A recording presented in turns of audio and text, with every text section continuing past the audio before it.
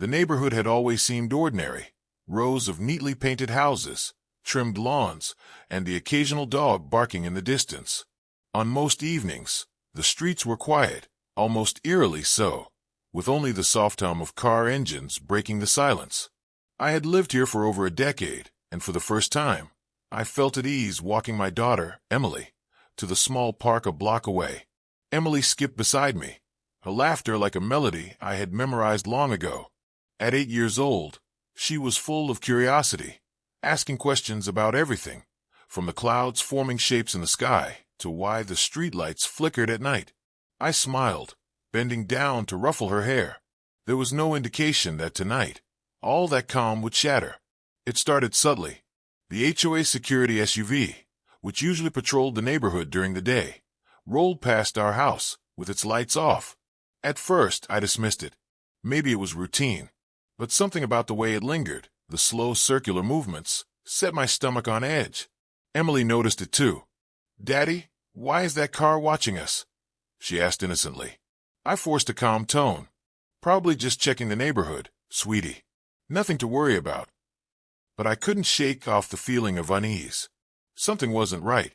The knock came suddenly, sharp, urgent, and cold. My heart skipped a beat. I had answered the door countless times before without incident. But this time, it felt different. The security guard standing outside looked tense, almost paranoid, eyes darting around as if expecting someone to appear from the shadows. "Stay back," he barked before I could even speak. His hand moved toward a bulge under his jacket. My brain froze. This wasn't a casual visit. Emily peeked from behind me, her small frame trembling slightly. "Daddy," she whispered. I tried to signal her to step back, to hide. But then something astonishing happened.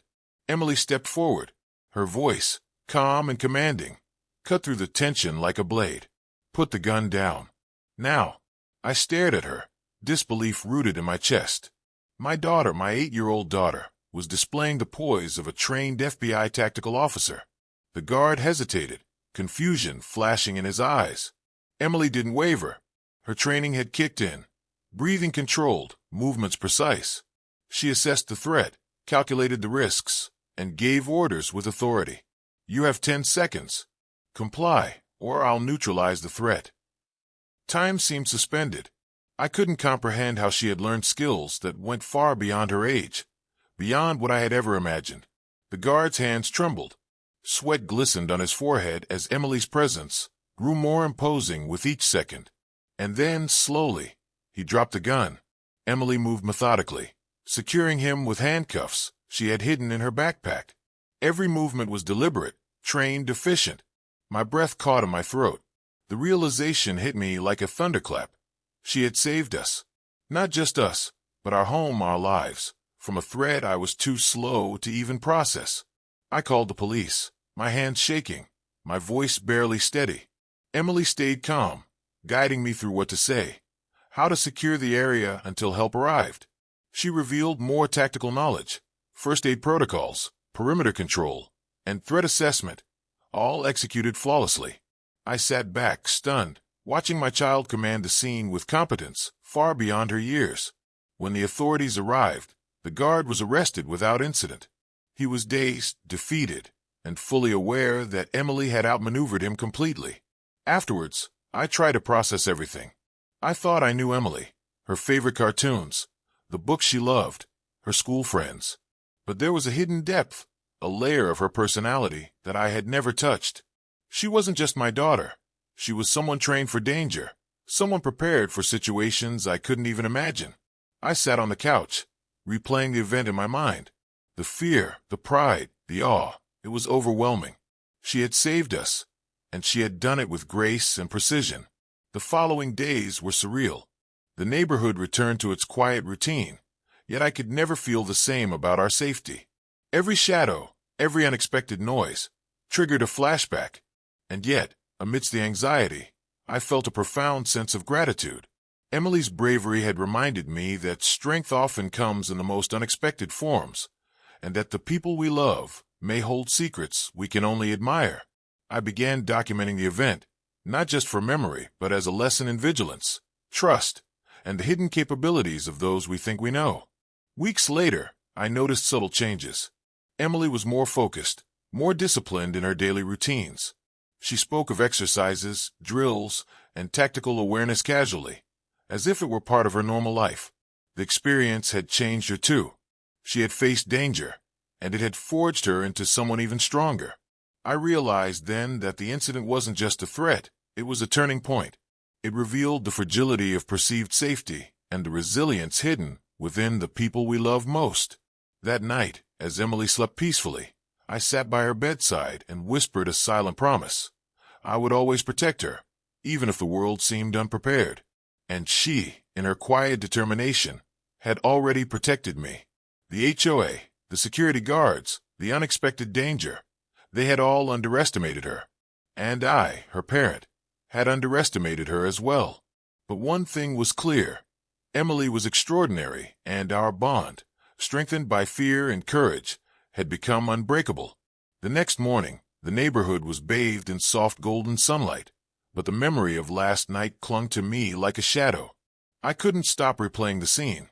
The guard's eyes wide with fear, Emily's calm composure, the gun lying harmless on the pavement. My mind raced. How could my little girl handle a real-life threat so flawlessly? I had imagined playground skirmishes, scraped knees, and bedtime stories, not tactical operations. Emily, on the other hand, seemed unaffected by the lingering tension. She sat at the breakfast table, methodically eating her cereal while reviewing her small notebook, filled with hand-drawn tactical diagrams. "Dad, you should practice situational awareness," she said casually, as if last night's events were nothing more than a homework assignment. I could barely form words. "Emily, last night you how, Dad?" She interrupted gently but firmly. "I've trained for this. You taught me to always stay aware. Remember the drills we practiced?" I remembered vaguely, but those were simple home drills, not full tactical maneuvers against armed intruders. And yet, Emily had executed them perfectly, turning panic into strategy. I spent the day pacing, feeling both proud and terrified. Pride, because my daughter had saved our lives. Terrified, because I realized how unprepared I was for such threats. The neighborhood we trusted, the HOA security we relied upon, none of it guaranteed safety. And if an ordinary security guard posed a real danger, what about someone with more sinister intentions? I called a trusted friend, recounting the events in painstaking detail. They listened, silent at first, then said, "Jawad, you need to treat Emily differently now. She's capable beyond what most adults are." I nodded, realizing this was true. Emily wasn't just my daughter. She was someone trained, disciplined, and capable of protecting herself and me in ways I could never have imagined. I began documenting everything: our house layout, escape routes, security measures, and potential vulnerabilities. Emily helped, suggesting improvements that I never would have considered. "Dad, the back gate needs a secondary lock, and we should have cameras covering blind spots," she advised. Her suggestions weren't just practical, they were tactical. I felt both reassured and unnerved. My daughter, who had just turned 8, was guiding me through security protocols as if she had years of experience. The thought was simultaneously comforting and frightening. A few days later, the HOA launched an investigation into the incident. They contacted me, asking for statements and details.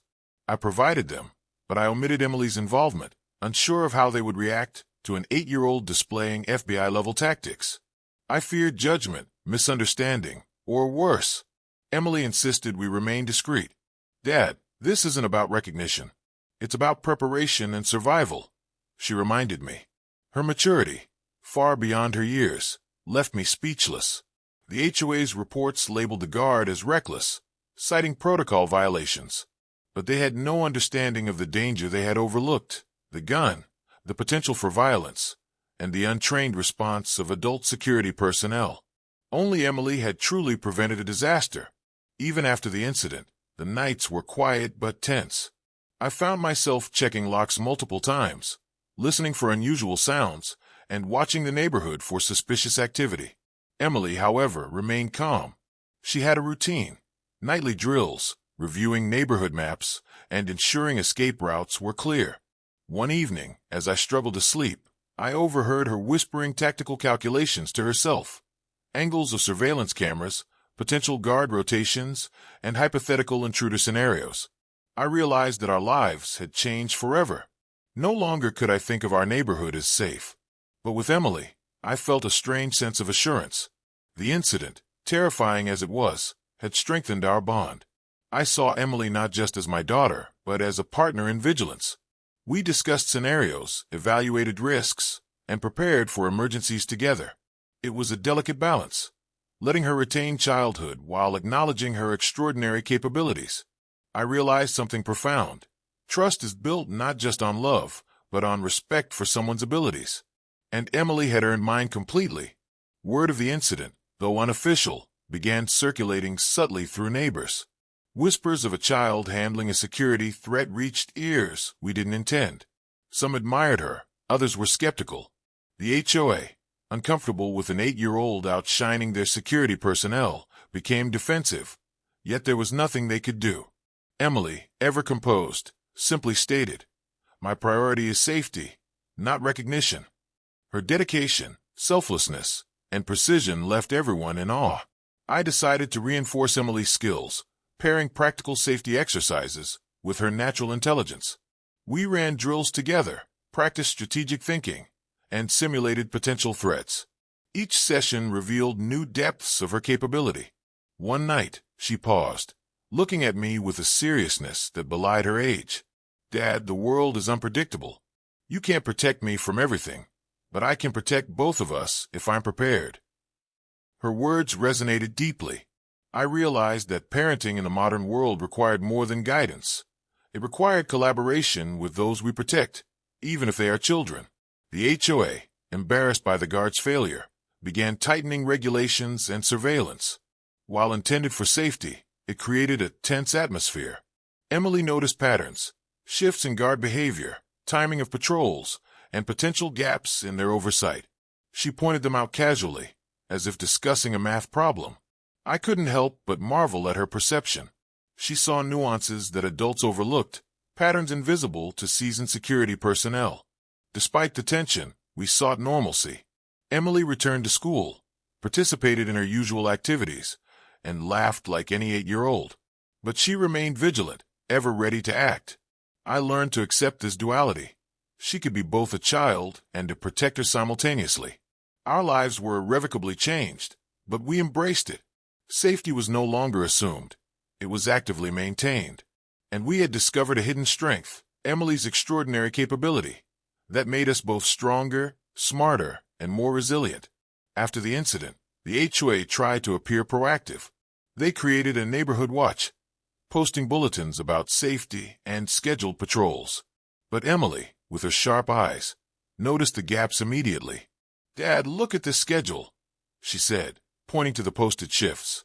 "They leave a 15-minute blind spot between 11 p.m. and 11:15 p.m. That's when they're changing patrols. If someone wanted to enter, that would be the time." I shivered, realizing how vulnerable we truly were. Emily, on the other hand, seemed almost excited. This was her element, a puzzle to solve. She began drafting new strategies, suggesting camera placements and escape routes that I hadn't even imagined. One afternoon, I noticed a van parked across the street. Its windows were tinted, and it didn't belong to any of the neighbors. Emily immediately recognized it as suspicious. "Dad, they're probably scouting the neighborhood," she said calmly. "Observe, don't react. Take notes." We watched discreetly as the van idled, then moved slowly down the street. Emily scribbled in her notebook, patterns, license plate, timing. Her methodical approach amazed me. While I would have panicked, she treated it like a tactical exercise.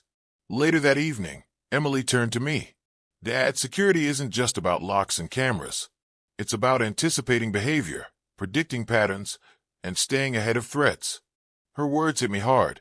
I had been relying on external security, expecting adults to manage the risks.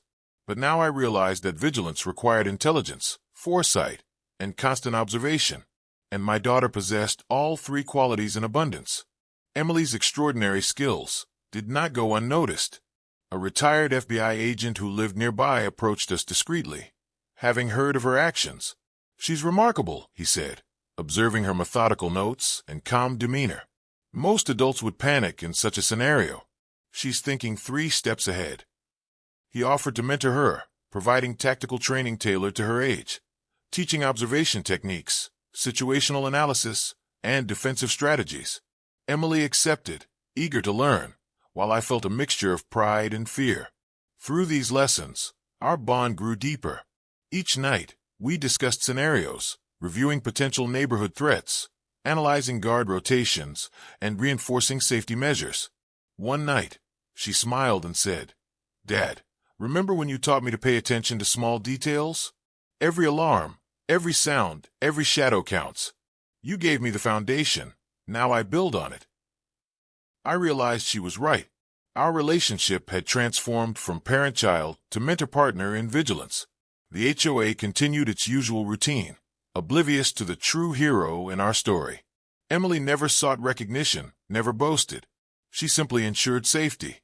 I often reflected on the irony. The organization tasked with security had failed, while an 8-year-old had safeguarded everyone. It was humbling and surreal, a reminder that courage and capability aren't always where society expects them. Weeks later, a new guard arrived at the HOA post. Emily noticed him immediately, lack of alertness, distracted, unaware of the patrol schedule. "Dad, this is another learning opportunity," she whispered. "Observe his behavior. Adjust if necessary." Sure enough, during a mock drill she initiated, the guard inadvertently left a side gate unlocked. Emily calmly corrected the issue, teaching him the importance of awareness and protocol. I watched, amazed at her authority and composure. Word spread quietly among neighbors about the child, who had neutralized a potential threat. Some were impressed, others envious, and a few skeptical. The HOA, feeling embarrassed, increased patrols, but Emily always anticipated their oversights. "Dad, the system isn't perfect. We adapt," she said one evening. "We can't control them, but we can control ourselves." Her pragmatism was astonishing. She understood the limitations of authority and the necessity of personal vigilance. I began to accept a new reality. Danger could appear at any moment, but with Emily's guidance, we could respond effectively. We prepared for hypothetical scenarios: intruders, fire, medical emergencies, and natural disasters. Emily documented every possibility, creating step-by-step plans, escape routes, and contingency measures. Her level of detail was staggering. I realized that true safety wasn't passive. It required constant attention and proactive planning. One night, the house was quiet. The street was empty, bathed in soft lamplight. Emily sat at the window, binoculars in hand, scanning for anything unusual. "Dad, always expect the unexpected," she murmured. "Calm doesn't mean safe. Preparation means everything." I nodded silently, marveling at the wisdom contained in an 8-year-old mind. The world had become a place of both wonder and danger, and yet, with Emily, I felt prepared. It was a Thursday evening when everything changed. A suspicious figure appeared near the perimeter of our house. The HOA guards were oblivious, chatting among themselves and ignoring the surveillance feed. Emily noticed immediately. "Dad, stay calm. This is our test," she whispered, eyes narrowing. "Observe the pattern, don't panic." The figure moved with precision, scanning the surroundings. I could feel my heart racing, but Emily remained collected. She instructed me to lock doors, turn on exterior lights, and quietly document everything. Emily grabbed her notebook and began plotting the intruder's trajectory. She predicted every step before it happened: the shadow under the oak tree, the figure pausing near the side gate, the pause before entering the driveway. "Dad, I need you to watch the back." "I'll handle the front," she commanded with surprising authority. I obeyed, amazed at how naturally she coordinated our defense. She guided me through every move: how to use shadows for cover, how to monitor potential exits, and how to communicate silently. Her voice was calm, yet every word carried urgency. The intruder approached the front gate. Emily positioned herself strategically behind the porch railing. "Ready?" she whispered. I nodded, gripping the railing tightly. Then, with a sudden burst of precision, Emily confronted the intruder, not with aggression, but with strategic intimidation. She had observed enough to know exactly how to freeze him in place without escalating violence. To my shock, the intruder revealed himself. He was a private investigator hired by someone within the HOA to gather dirt on residents. Emily calmly documented everything, noting mannerisms, potential threats, and weaknesses. She kept the situation under control, ensuring no one panicked. Later, we discovered that the HOA had been involved in covert operations, attempting to intimidate residents into compliance.